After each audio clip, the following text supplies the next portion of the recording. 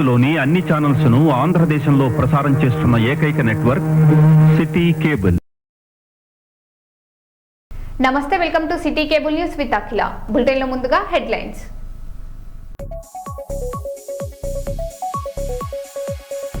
గడువు ముగిసిన మందు ఇస్తే పిల్లాడు చావాలా? మహబూబాబాద్ ప్రభుత్వ ఆసుపత్రిలో తండ్రి ఆగ్రహం.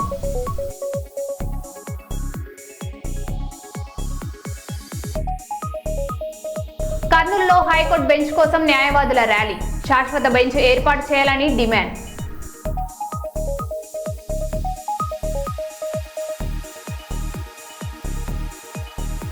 పేద పిల్లల కోసం విమానమే బుక్ చేసిన యూట్యూబర్ సౌరవ్ జోష్ పై ప్రశంసలు.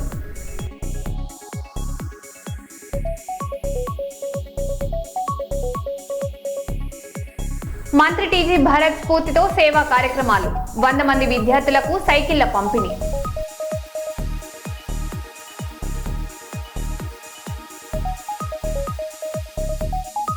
కాళేశ్వరం గర్భగుడి కూల్చివేత. భావోద్వేగానికి గురైన అర్చకులు, స్థానికులు.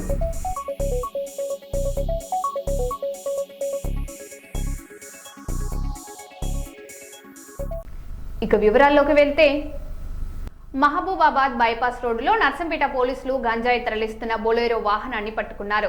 ఒడిషా నుంచి హైదరాబాద్ కు తరలివస్తున్న 28 కిలోల ఎండు గంజాయిని స్వాధీనం చేసుకున్నారు. 2 నిందితులను అరెస్టు చేసి వారి నుంచి 14 లక్షల విలువైన గంజాయి, 2 సెల్ ఫోన్లను, బొలెరో వాహనాన్ని స్వాధీనం చేసుకున్నారు. నిందితులను కోర్టులో హాజరుపరిచి రిమాండ్కు తరలించారు.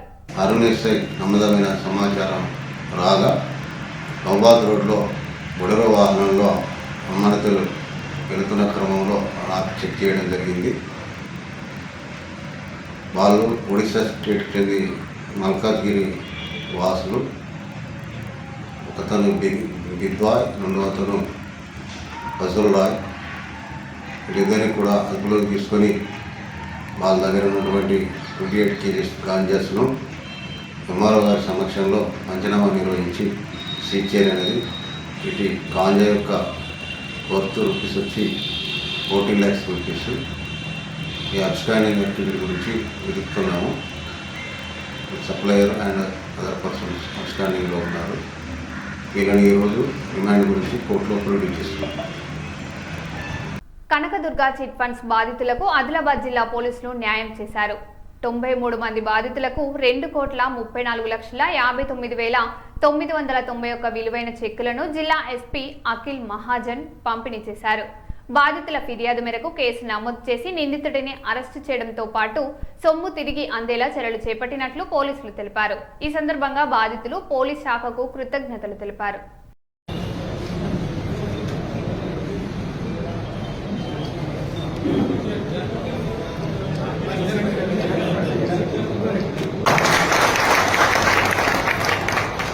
జ్యోతి జ్యోతి చూడండి సార్.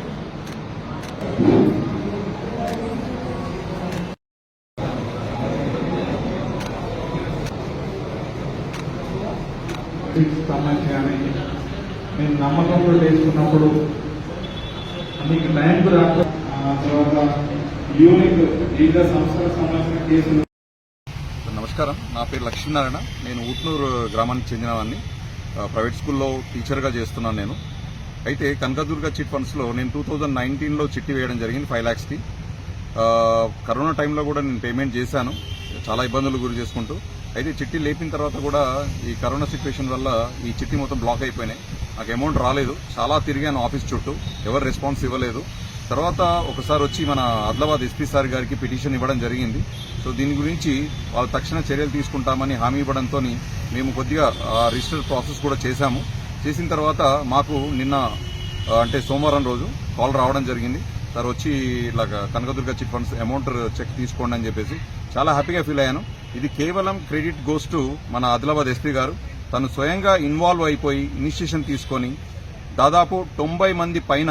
సంగారెడ్డి జిల్లా సదాశివపేట మండలం ఆరూరు గ్రామంలో ఆషాఢ మాసం సందర్భంగా కట్టమైసమ్మ అమ్మవారికి బోనాల ఉత్సవాలు ఘనంగా నిర్వహించారు. డీసీపీ అధ్యక్షురాలు నిర్మల జగ్గారెడ్డి బోనం ఎత్తగా మహిళలు సామూహికంగా బోనాల ఊరేగింపులో పాల్గొన్నారు. జోగిని నృత్యాలు, పోతరాజుల విన్యాసాలు ప్రత్యేకంగా ఆకర్షణగా నిలిచాయి. గ్రామం సుభిక్షంగా ఉండాలని కోరుతూ ప్రజలు భక్తి శ్రద్ధలతో అమ్మవారికి బోనాలు సమర్పించారు.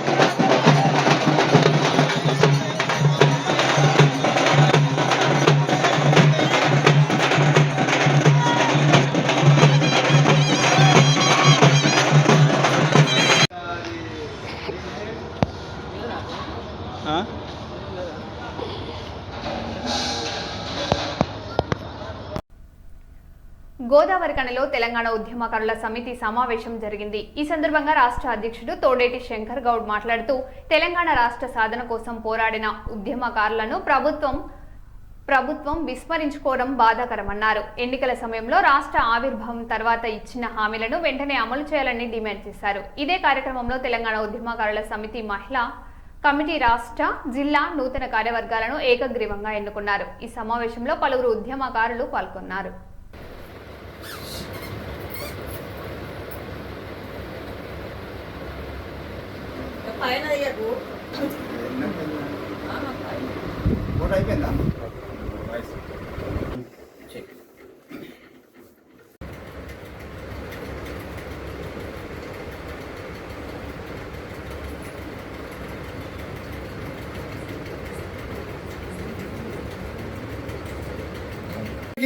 మీరు అసలు సప్పుడే లేదు కాబట్టి లాస్ట్ మీకు మేము ఫైనల్గా చెప్తున్నాం.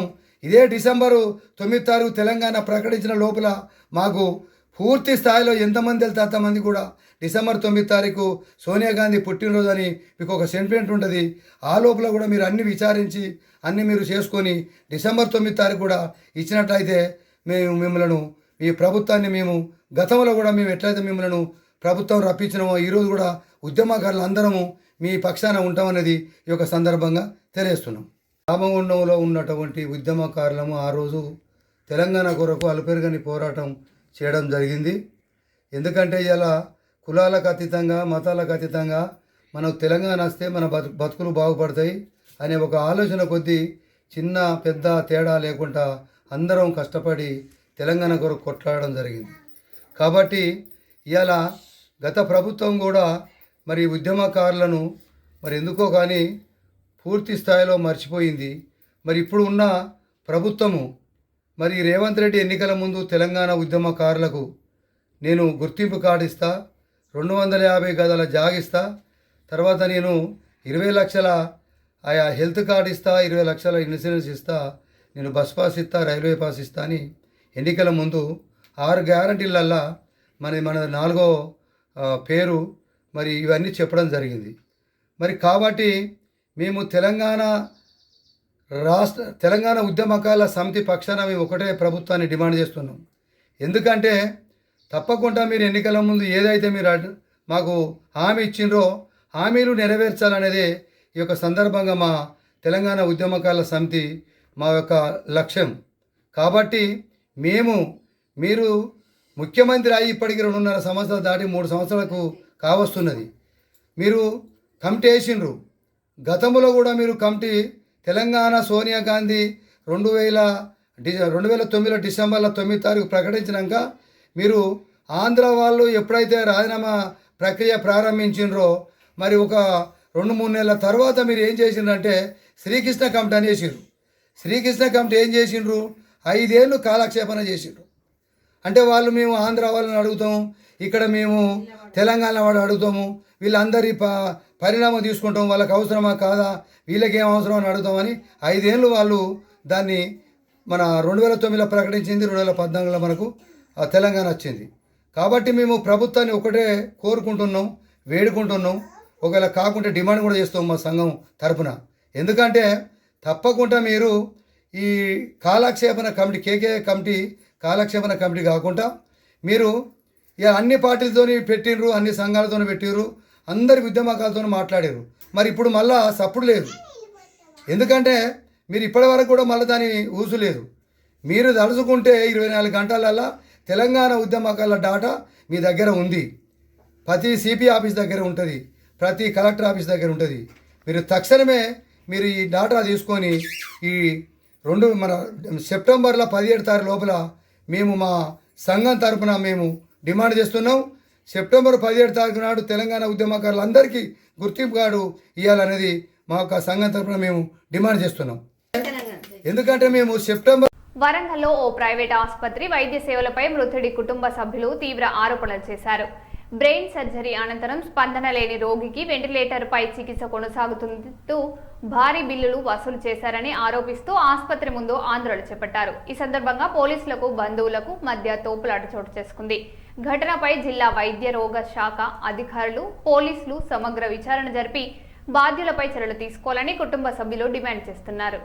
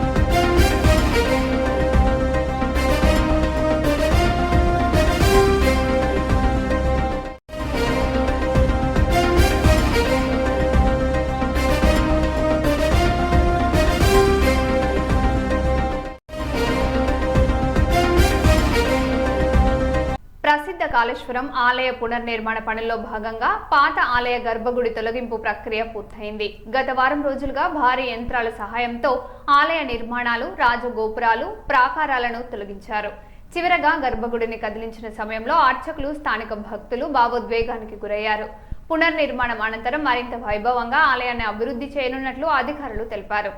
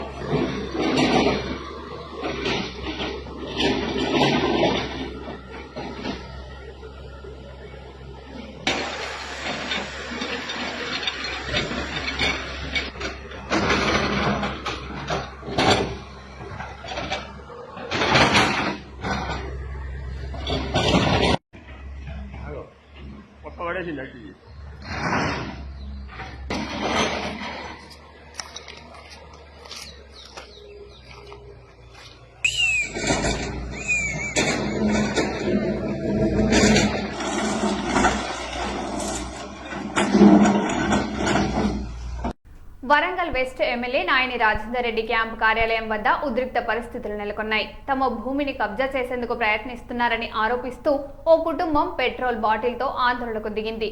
పలుమార్లు ఫిర్యాదు చేసినా న్యాయం జరగలేదని ఆవేదన వ్యక్తం చేస్తూ ఆత్మహత్య యత్నానికి పాల్పడగా పోలీసులు, స్థానికులు వెంటనే అడ్డుకున్నారు. ఈ ఘటనపై సమగ్ర విచారణ జరిపి తమకు న్యాయం చేయాలని బాధితులు అధికారులను కోరుతున్నారు.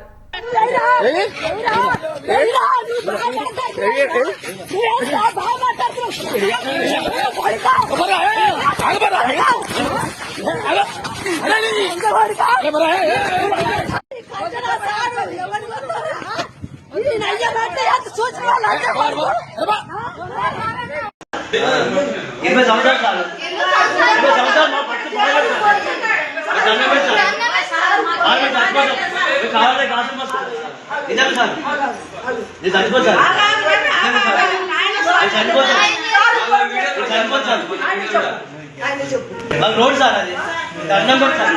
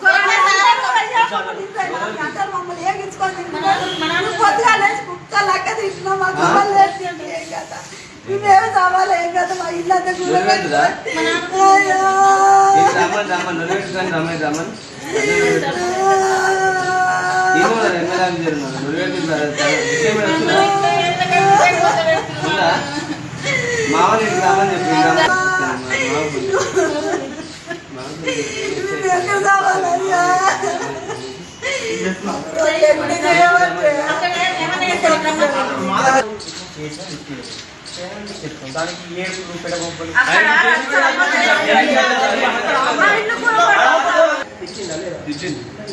అది ఏమంటే మాకు సపోర్ట్ ఉన్నాడు మేము ఏం తీసుకున్నాం గతంలో మేము ఎక్కడ చేసినాం సార్ అప్పుడు 5 సంవత్సరాల కింద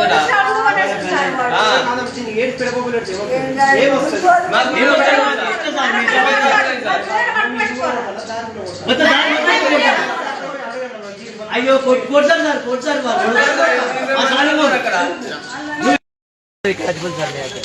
అంటే ఆగకుండా ఆయన చచ్చిపోడు.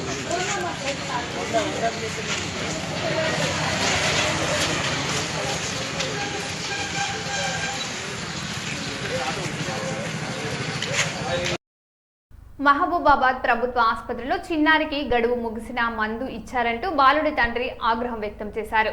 వాంతులు విరోచనాలతో బాధపడుతున్న 4 ఏళ్ల బాలుడికి ఆసుపత్రిలో ఇచ్చిన సిరప్ గడువు జూన్ 2026 లోపే ముగిసిందని గుర్తించిన తండ్రి ఆసుపత్రి సిబ్బందిని నిలదీశారు. ఈ ఘటనతో ఆసుపత్రి సిబ్బంది బాలుడి తండ్రి మధ్య వాగ్వాదం చోటు చేసుకుంది. ఘటనపై అధికారులు విచారణ చేపట్టాలని బాధిత కుటుంబం కోరుతుంది.